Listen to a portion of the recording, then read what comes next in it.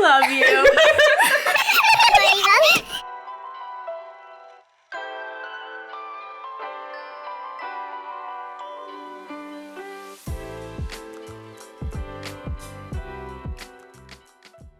Hi, we're the Daughters of St. Paul, and we evangelize through the media.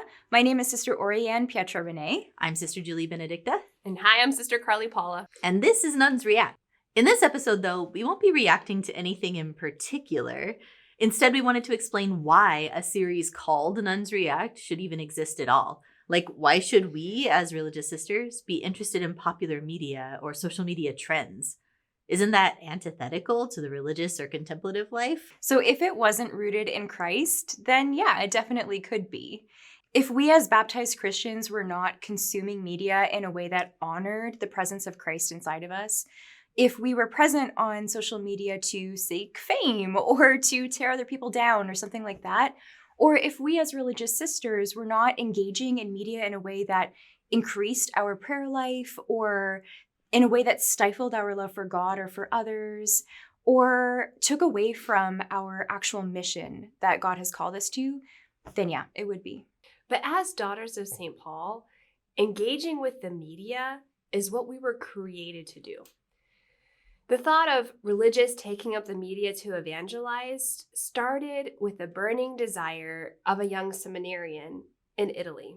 And he was ignited by a life-changing experience of Jesus in the Eucharist. And this all happened right at the turn of the century, right as media was being born. The last century. The old The one. last, 20th century. And it was that same year that Marconi sent his famous first radio signal across the Atlantic Ocean. Like, boom, something is about to happen. Yeah. And this young seminarian, now known as Blessed James Alberione, was filled with a holy determination to do something for God and for the people of this new century. Becoming keenly aware in his own priestly heart to the signs of the times, he began to gather men and women that shared this same desire to take up the new media.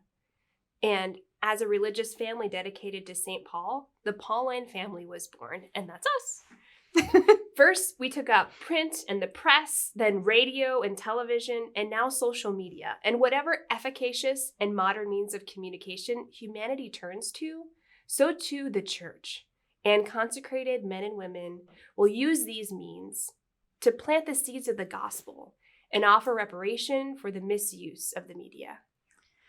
Yeah, so that's why, as Daughters of St. Paul, we actually take popular media very seriously.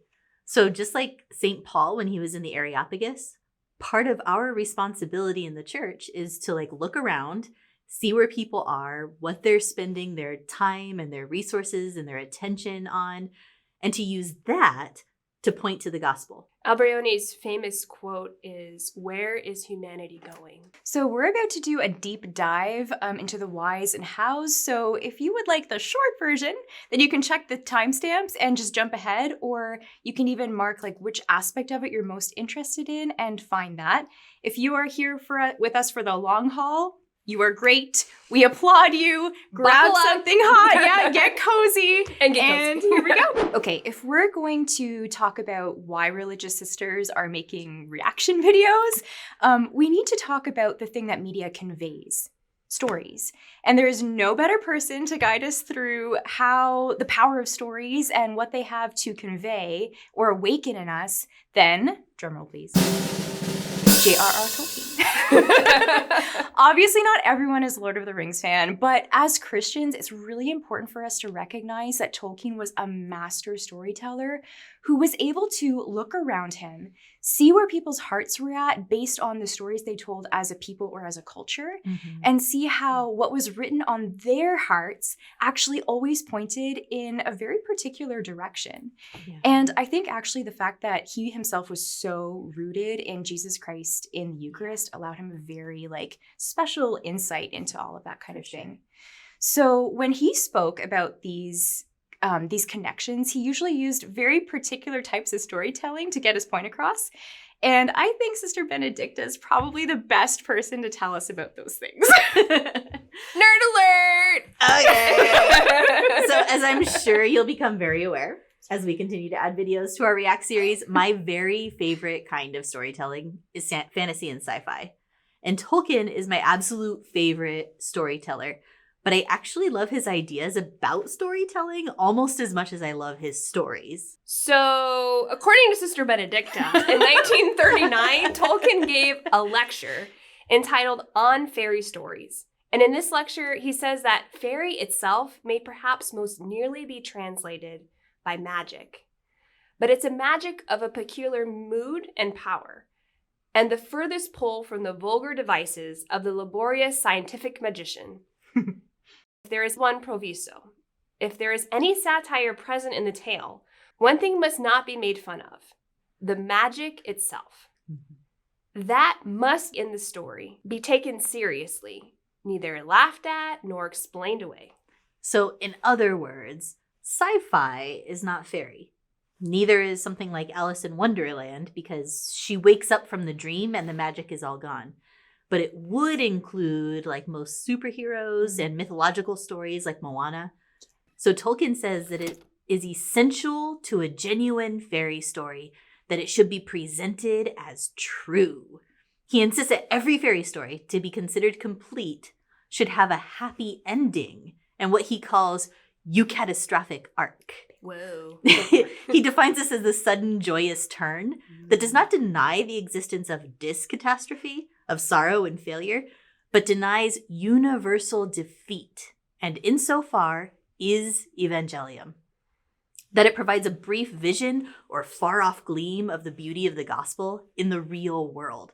So like even a villain's story arc can teach us about evil and what it is that we're saved from and combating in the spiritual life. Pause. Whoa, dude. Say that again. That was a lot of beautiful things. Like, it was, she gets it. Okay. So basically, evangelium means good news or gospel. So in a way, according to Tolkien, a good fairy story at its core is the gospel retold. So Tolkien actually goes so far as to say that the gospel embraces all the essence of fairy stories.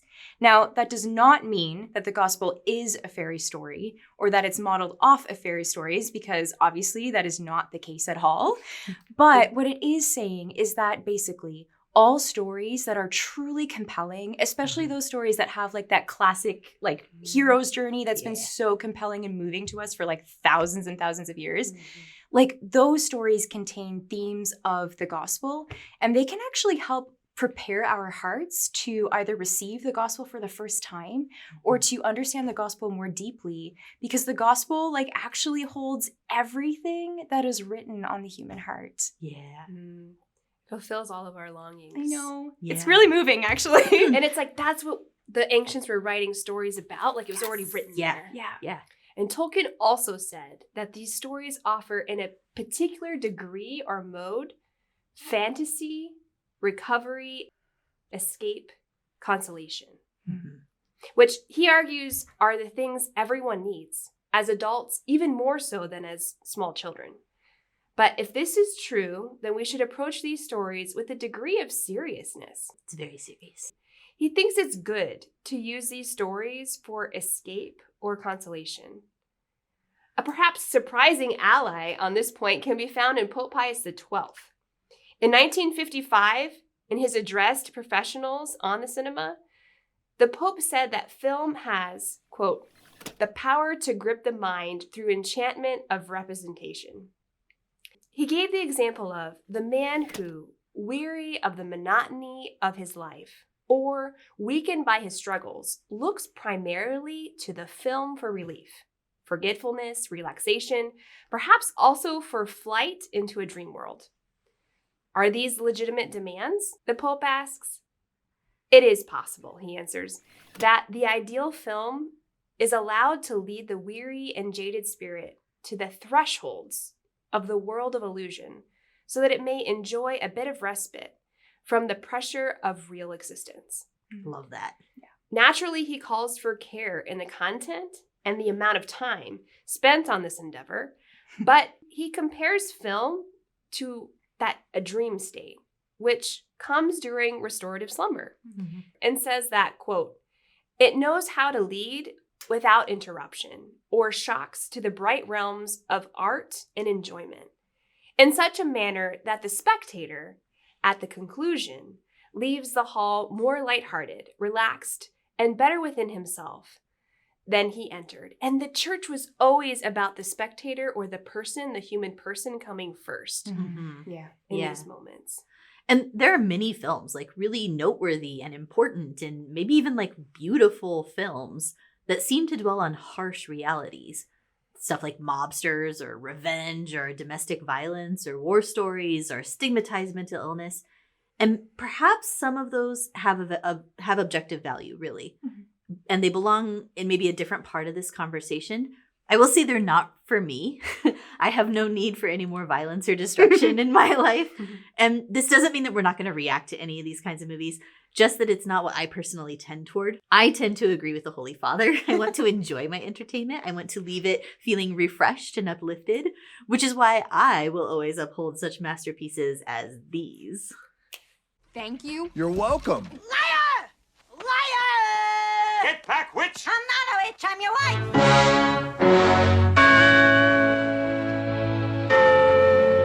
There it is, Wendy. Second star to the right and straight on till morning. All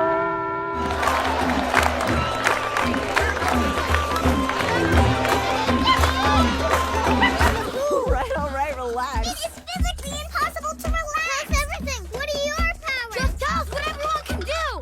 And that's why coffee's for grown-ups. I understood that reference. Ha! Ha! Why don't you pick on somebody your own size, huh? You can disagree if you want, but I may come at you like Kermit. Please don't. I might.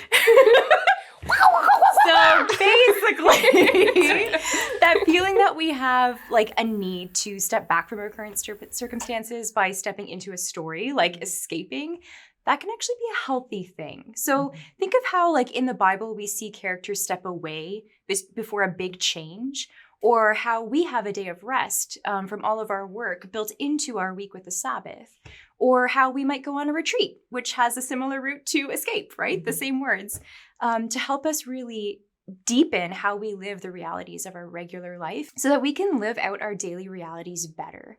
So reading or listening to or watching a story that really nourishes you or challenges your compassion or opens your eyes to other realities or even just helps you rest. Like those are essential to the Christian imagination and to our minds and our hearts. Yeah. And I will say too, like any teacher will tell you that engaging stories is one of the best ways to develop empathy. Yes. We all know what it's like to be with an empathetic person who sees us in our pain or in our joy and is able to really join us in those places. And it's key to building good relationships, but it's also key to living the life of charity that we're called to as Christians. So Edith Stein defines empathy as the perceiving of foreign subjects and their experience. So we'll break that open. When I watch a film or read a story and am moved in my affect or in my will by the experience of the subject, the characters, is this not empathy? Her definition doesn't seem to require that the foreign subject would exist in what Tolkien would call the primary world or this world. Its existence in the secondary world and its effect on me seems to be sufficient. So Edith Stein seems to be in support of this, actually with a little fun, delightful story that she tells, a hypothetical about a teenage boy who's believing himself to experience the love of Shakespeare's Romeo. And she calls that empathy. So besides, even if the other whose experience I'm comprehending is fictional, and if we don't want to count that, it was still created by another self who exists in reality. Like there's people who make it, right? So Tolkien says that enchantment produces a secondary world into which both the designer and the spectator can enter. So magic produces, or at least pretends to produce, an alteration in the primary world, in this world. So when I'm watching a film, I'm not like actively experiencing the end of the world through an invasion by aliens Independence Day. But the feelings I have on behalf of the characters I'm watching are actively experienced. So they become the subject of my empathizing. So in other words, as Pope Pius XII put it, the moving picture has adopted, in its own way, the canons of traditional narrative. The first of which is to hold the reader's attention, awakening his anxiety for what will befall the personages who have already become, in some way, his acquaintances. I love that. Yeah. And as a side note, the top grossing film when the Pope said this, the year that he gave his talk was...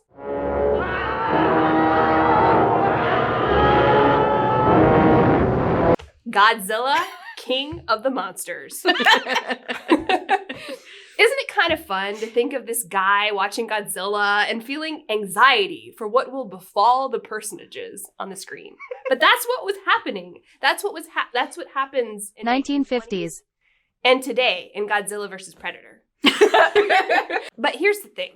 For empathy to really happen, I have to truly feel it in and through my perception of the others feeling it. It must originate from outside of myself. So this perception is important. A poor actor or a poor production isn't going to achieve the same kind of investment from his audience. Neither will a bad script, like this one. So the more real and true it is, the more likely it will elicit this kind of reaction from our being, from the human person. Okay, so we've gone over how a story intersects with the gospel and how it enriches the human experience, which is great. So, but why nuns react? Like, why would that be a thing? Why are religious sisters reacting to these stories? Yeah, so in 2011, Pope Benedict XVI said, "There exists a Christian way of being present in the digital world. This takes the form of a communication which is honest and open, responsible and respectful of others. To proclaim the gospel through the new media means not only to insert expressly religious content into different media platforms, but also to witness consistently, in one's own digital profile and in the way one communicates choices, preferences and judgments that are fully consistent with the gospel, even when it is not spoken of specifically." So in other words, as our founder James Alberone wrote, don't speak only about religion, but speak about everything in a Christian way. In some ways, this is actually one of the easiest things in the world. Like, I would challenge you to find any story that didn't expose in some way a longing for God, eternity, genuine human connection. So we're reacting to stories told in different ways to help you recognize that root desire for communion in the hearts of the creators and of the viewers of these stories, and to recognize that same desire in our own hearts for that communion with God, that communion with others, that ultimately we were made for. Finding the gospel, or at least the expression of a need for the gospel, sometimes that's really how it's present in the stories and desires that are communicated through movies and social media posts, is easy, actually, when you're looking for it. The challenge is to make sure that we are looking for it, and to ensure that we're keeping our eyes fixed on Jesus, the pioneer and perfecter of our faith, who will help us to see as he sees and to consider the human person represented by every digital creation. Open the eyes of your heart, Lord. Remembering who we are and what we were created for as we engage these images, videos, and stories, and allowing everything really to point us back to that end, to our Creator, that's the key. We can do this in a few ways. First, we need to make sure that we're being intentional about what we see, whether by reading a few reviews on a site like Common Sense Media, or another site that gives us a sense of the content of the movie, book, or TV show. Or also by training the algorithm that we're not interested in offensive content by disliking or swiping away from videos that don't qualify as the kind of media we're looking for. We do have control over the kinds of things we get served by these platforms. And that's why when we started getting question after question from people about what's on a Nuns for Youth page, we actually thought, why not show them? And when the algorithm does decide to try and catch our attention with something we don't want, we reinforce the previous training by swiping away and saying a brief prayer for the creators. So for me, I remind myself constantly when engaging in the media that first, the algorithm is a man-made tool. I can train it to either help me grow in virtue or to be a stumbling block into sin. Help me to see a world with a bigger heart, with more empathy, or to narrow my thinking. Personally, I love that moment when I can teach the algorithm a big no. Nope, not on my screen. That's not content I want to see. And in the face of that moment, I get to exercise virtue, keeping those muscles strong.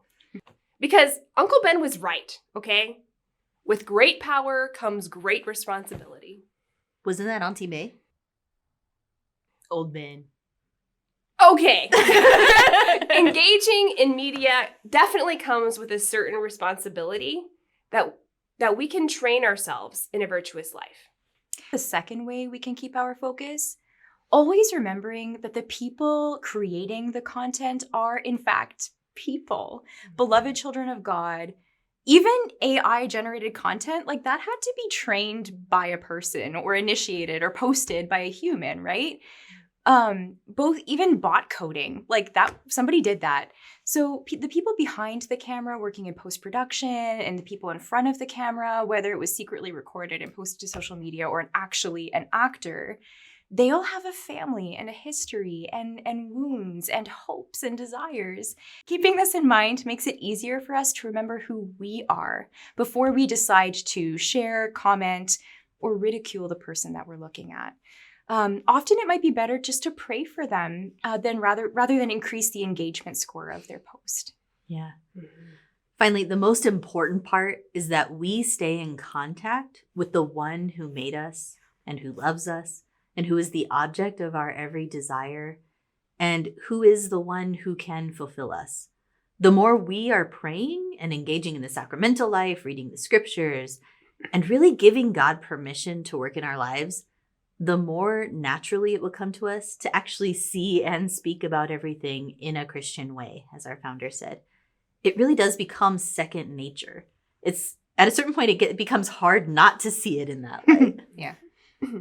So in short, okay, if you're fast forwarding, this is the part where you like pick it up now. Yeah, welcome back. Welcome back. We're doing Nuns React to journey together with you in prayerfully deepening our Christian experience of these 5 things. Number 1, recreation. It's fun. These stories are supposed to help us to be like entertained and refreshed and to just kind of like have that time of, just refreshment and lightheartedness and enjoyment. Number 2, empathy. I don't really feel like this needs explaining. It just helps to increase our ability to feel with others and to love other people better. Mm-hmm. Number 3, which actually should be number 1, is intersection with the gospel. It's that line, open the eyes of my heart, Lord. And when we can see Christ in the stories of our lives, in the stories that we encounter, it's helping us recognize him in our everyday life. Mm-hmm. Number 4 is exposing the roots of our desires. The stories that we are attracted to and the stories that we tell really do tell us something about our hearts. And if we're not paying attention to that, we don't gain anything from it. We have to really pay attention to it and look at what's there in order for it to be of any use to us, that information. So sci-fi and fantasy tells me something about you. Yes, it does. And number 5, integrating media with your real life. So just really being able to learn how to live out your life in how you interact with the media as a baptized person. It's not going anywhere. The It's media not. is here to stay. Yeah. Mm-hmm. Yeah. So we would love to hear your comments about what either struck you in this or what you already do to live out your faith in how you interact with the media. So drop us a comment, tell us what you think. And if the topic interests you and you want to go even deeper, we are going to be including a suggested list of readings in the description, so you can go nerd out. Thank you so much for joining us, and we'll see you guys around. God bless! God bless you. Bye!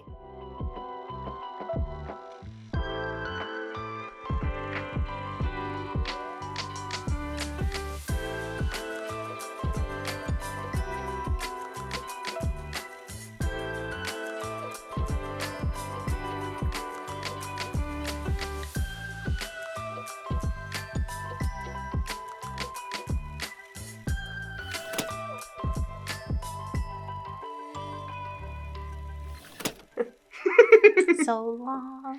Farewell. Auf Wiedersehen. Goodbye. Adieu. Adieu. Adieu.